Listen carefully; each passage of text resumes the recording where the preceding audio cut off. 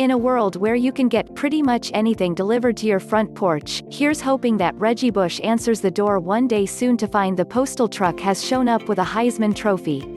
Bush sent it back to the Heisman Trophy Trust 10 years ago, forfeited it, in the curious term used at the time, after the NCAA put USC on probation for 4 years largely because Bush and his family took lavish gifts from two sports marketers.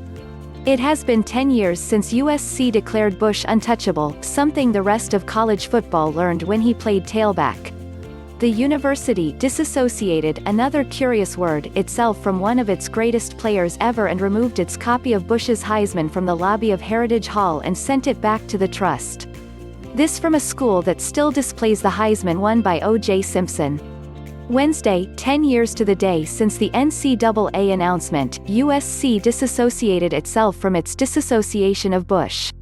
It is a common-sense, compassionate ending for Bush's role in the scandal. Heisman Trophy Trust Executive Director Rob Whalen asked for a reaction to the end of Bush's disassociation and about the possibility of rescinding his forfeiture of the Heisman, said Wednesday morning that the trust has no comment at this time.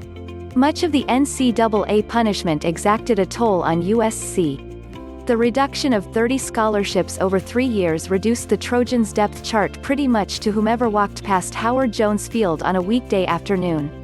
The 2-year bowl ban withheld 2 months of practices and 2 games from a program of young players who needed the work. We remember Pete Carroll's successor, a young coach named Lane Kiffin, flamed out at USC. We don't remember he coached under conditions that set up the Trojans to struggle.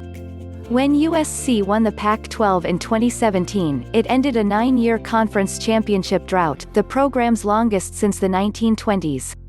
Sending Bush away from the program resonated. He caused the program considerable harm.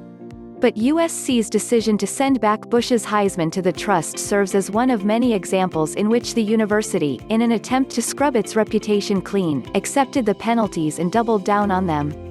You call us out for who gets access to football practice and who gets sideline passes for games?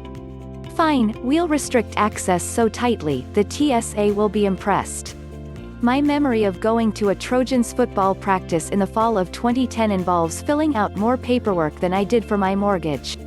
The university fired athletic director Mike Garrett, another former Heisman winner, in July 2010 and replaced him with former Trojans quarterback Pat Haden. He walked in the door and, before the ink on his new business cards had dried, removed Bush's 2005 Heisman from the lobby of Heritage Hall and returned it to the trust. Bush waited until September before deciding to send his back.